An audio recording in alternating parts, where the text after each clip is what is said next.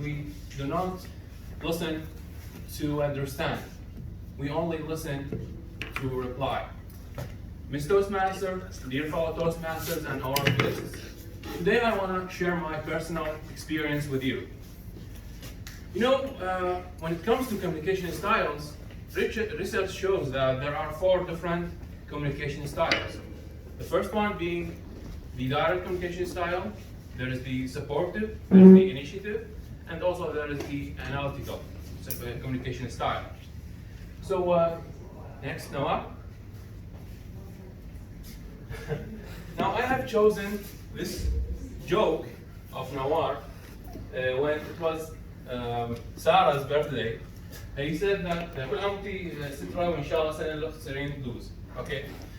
So this is a joke supposedly, and now I'm going to show you how each communication style is going to respond to this joke. Now starting with the direct communication style, he would look at the joke and would say, "Not funny, absolutely. This is a silly joke." Yeah, all of them are supportive. Because the supportive style would say, "Oh, funny, I know." What's actually about? Okay? Now, with the analytical style, he would look at the joke and would say, "Oh, this is impossible. There's no way that a citri would actually transform into a blues in zillion years." And for the initiative type of or style of communication, things wouldn't be like this. It would be like they will be sitting together, the initiative one and Nawar, and would say, "Nawar, tell me a joke," and Nawar would come up with this joke, and the person would be just like on mute. He wouldn't say anything because he was trying to initiate something, and he was struck by and hit by this joke of Nawar.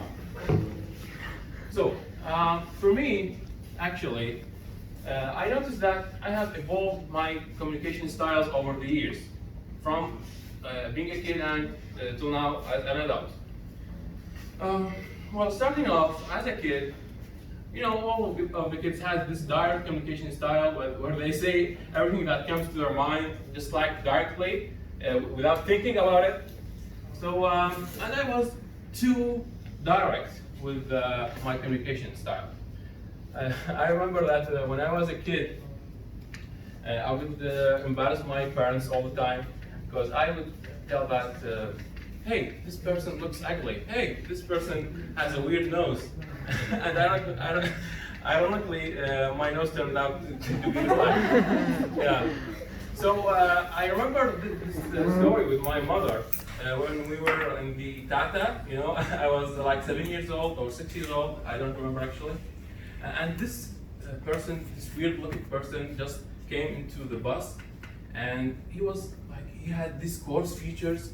And I have just listened to Abu Tabar, you know, and my parents told me about him. And he just sat in front of us, and I told my mom, "Mom, look, he's Abu Tabar."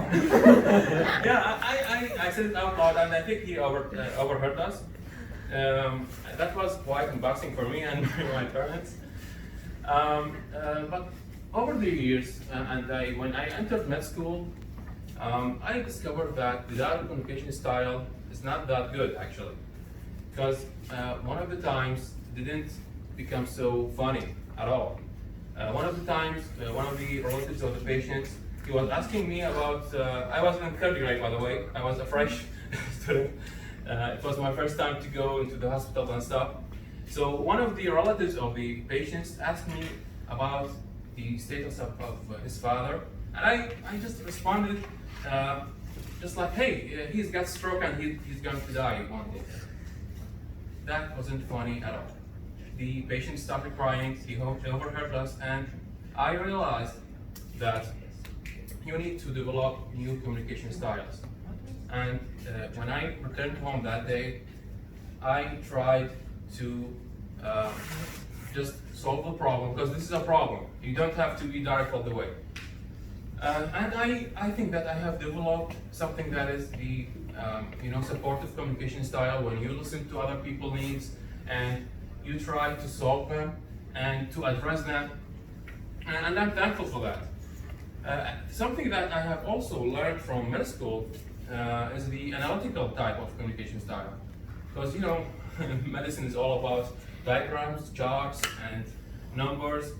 For example, I know that 1% of the population would have some problem with anxiety disorders. And I have this funny story with my friend. He came so happy because he's done PCR for Corona, and he told me that, hey, I got the result and it's negative. I said, do you know that 70% of the time it's correct, but you have a 30% chance that this is a false negative result? And he got into panic. He felt that, okay, I might have Corona, but it could be from the 30% false negative results. I know this could be devastating for people, but it comes with the job. So, guys, the moral of the story here is that no one is impeccable. Okay, we all do mistakes, and we need to evolve. We need to adapt. We need to learn new communication styles. Because if we kept on one communication style, it would be just like playing the same piano notes all along. It would be just like this.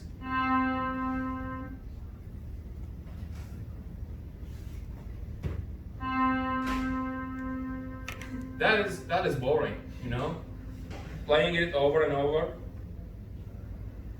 it's nothing, This is when you adapt the same communication style over and over. But what happens when you adapt other communication styles? You would be just like playing the piano, okay? You would come up just like a melody, okay? And thank you so much.